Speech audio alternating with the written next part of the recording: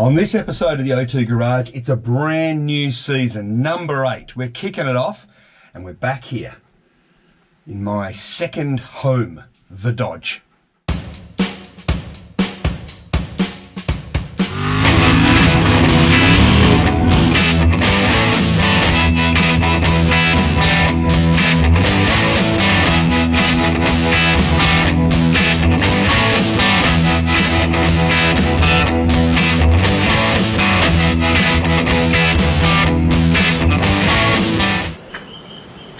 You may remember this truck from earlier episodes where we basically took a 4-ton truck, a 1-ton truck, dragged them halfway around South Australia, put them all together, rushed and did the best we possibly can within about a 9.5 month build train to get it to this, the Adelaide Auto Expo back in November.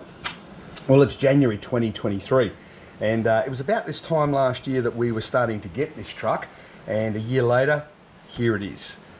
However, it's not quite finished yet. You remember when we got to the show, we couldn't quite get it there because we had some problems with the Pajero. That's been fixed up. That's been all sorted and done, thanks to the guys down there at Mobile Auto Care. But the truck wasn't quite ready. So let me take you on a little bit of a tour and show you some of the things that have happened in the last couple of months.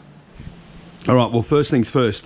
I have actually lowered it. I've taken some springs out and popped that one down on the front and on the back, and it really is sitting quite down a long way now.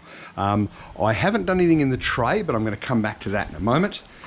Inside, a couple of small changes have probably happened in there. I have fitted this cool little doohickey right there from Summer Nats when we went over there. Got that for Ruby. That's been fitted. The interior is pretty well where it needs to be. Big change though has been under the bonnet. Don't worry about it, I haven't changed the motor. There's our beautiful poly, our little 313 poly. Nothing has really changed visually. Everything you can see that's changed has changed inside. Because you see, what happened was when I got this and it had no exhaust, it sounded really, really super tough. You remember?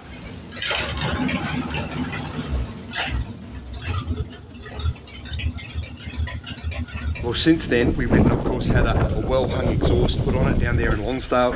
That's a beautiful exhaust system, works fantastic.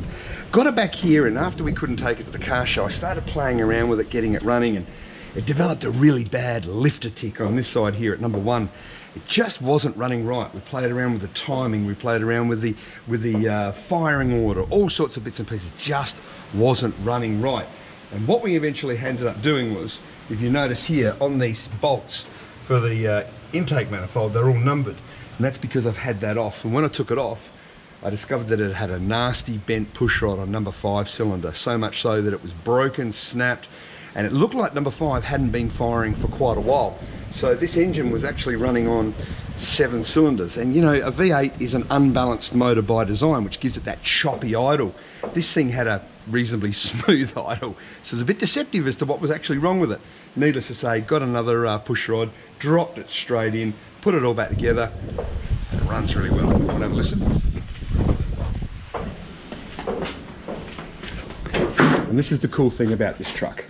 It's at a point now where the truck is now really reliable. So what I've got is I've got a little setup procedure to start it. So it's pretty hard to steal unless you watch this video, of course. Over here we have the master switch, so we turn the master switch on. And then over here, we turn on the fuel switch, which is the gasoline. You can hear that going. This is our ignition switch. Make sure it's in neutral, which it is, and kick it over.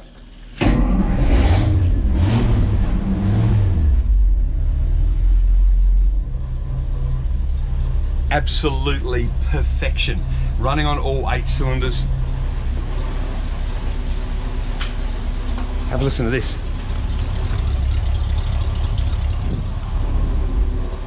Now just purring like a kitten, like the 313 should. That noise you can hear, that's the alternator. If I bring the speed up a little bit.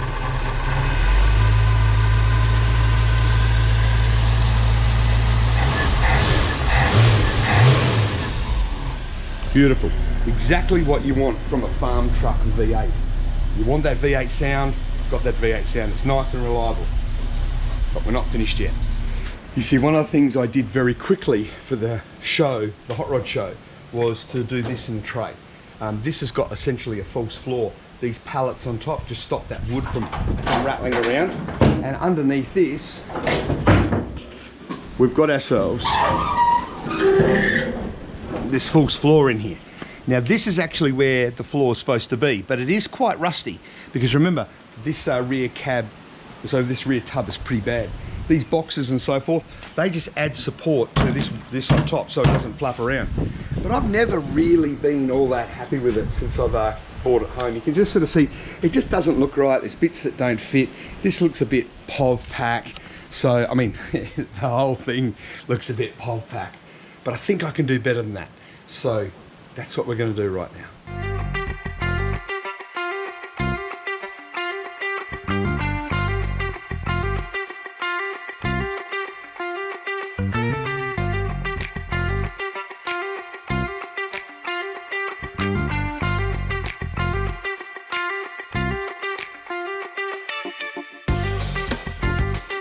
Okay, so in the tub at the back here, it's nice and simple. You can see what we've got to work with. Not a great deal. But every problem is just a solution waiting to happen. And I've come up with a pretty cool idea. I think you might like it. Is I've got this timber, just normal sort of, you know, sort of pine timber that's going to go on there. But because this is really never going to carry much weight, it can really sort of have something in there that looks okay. Maybe a little bit of weight will go in here, but I'm not going to be putting, you know, a ton of rocks or anything like that. It's just going to look cool. So I've got this. This is some old wooden panels from a fence nearby. There's an old house nearby that got pulled down, and these panels were all along the palings of the fence. And I think, with a bit of creative license, that these will go in here really cool, and I'll be able to give it a really nice wood finish. And I'll chop it in sections so it doesn't look like it was exactly meant to be this way. But I reckon this is going to be the answer to the problem. I'll be able to put it straight through onto the pine here. It'll drill in, it'll be well supported. I reckon that'll be fine. I reckon this is going to do the job.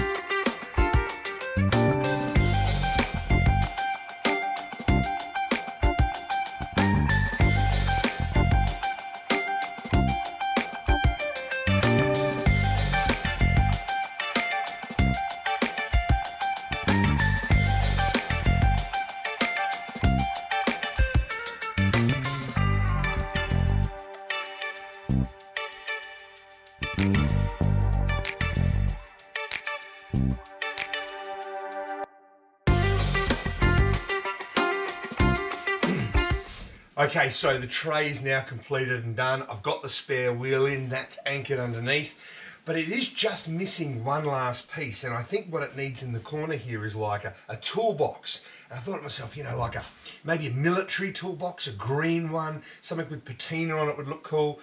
And I thought, no, Jason, the reason you like rat rods is because you walk around the house, you find crap that you can use and you put it in and it looks right.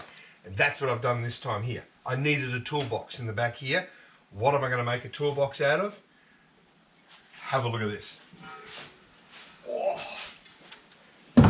that works. I've got myself an old beer keg that I've had sitting around for a while, and what's even better about it is this is a Cooper's beer keg as well. So that's even better because it's South Australian. Now that's going to sit there, but I need to somehow secure it in, and I don't want to make it look like it's got a big ornate, you know, hinges all the way around it.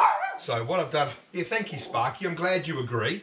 I've got a box that I keep all of my just what I call metal brackets in, and they're all different shapes and sizes. And out of that, I've got myself 4 brackets. So we'll be able to go 1, 2, 3, with a little side bracket on the side here that'll be a bit harder to see on there, and that's going to hold it in place and look like it's sitting there. I've also got myself 2 old hinges, not necessarily the same colour.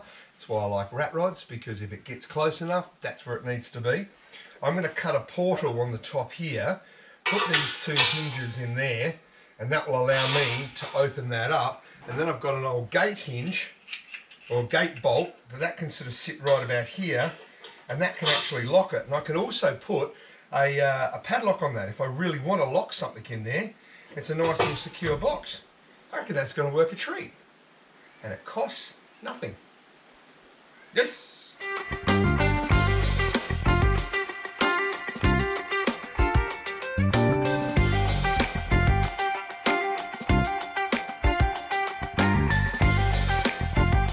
Okay, here we go. One big toolbox. A couple of clips, a couple of hinges, and a couple more securing bolts to go, but bingo, got myself a toolbox out of an old beer keg. I'll be happy with that. Just about ready to take it out on the road for its quick maiden voyage, but I have noticed that the anchor wax that I put on it has just dulled off. So as you can see, I'm just going to give it a quick touch up, make it look awesome, and then go for a cruise.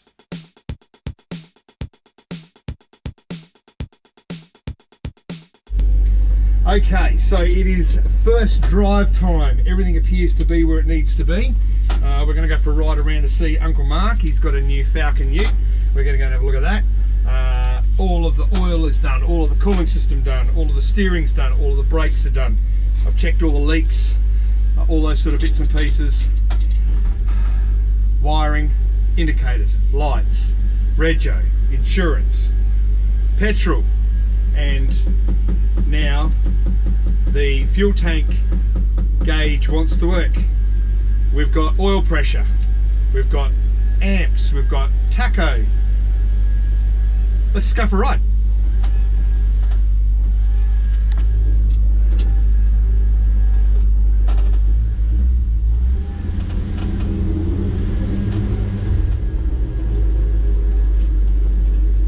Far so good. Vision is not bad. Swinging it back around this way. The biggest issue with this truck has been that it started out very much as a truck. Remember, it was that 4.5 ton big long wheelbase thing, to which we put this short wheelbase cab on it, chucked this motor, gearbox, and did a conglomeration of gearbox orientations. It's driving pretty good. I've had a couple of shorter runs in it, but this is really going to be the first run we've had for a while. Let's see how we go.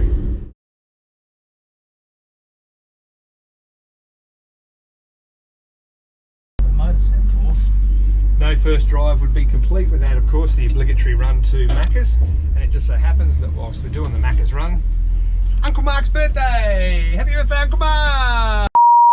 Happy birthday to you! Alright guys, well that's it. That's the end of the episode. Make sure you hit like and subscribe down the bottom here if you haven't. We're getting close to 1,000 subscribers on the O2 Garage. It'd be great to get there. If you haven't subscribed, please do so. Help the channel if you are enjoying these types of videos. And the Dodge, as you can see, is now on the road, running really well, charging up, steering right, brakes. Maybe the steering could have a little bit of a wheel alignment. Dodge is sitting behind me, the Phoenix over there. That's going to get some tyre in soon, a little bit more love. Having a lot of fun with that, and obviously we've got an update coming very soon on the Anglia, because that's the next project car we need to get underway. That's it. I'm stoked. I'm happy. 2 Dodges on the road. Yes.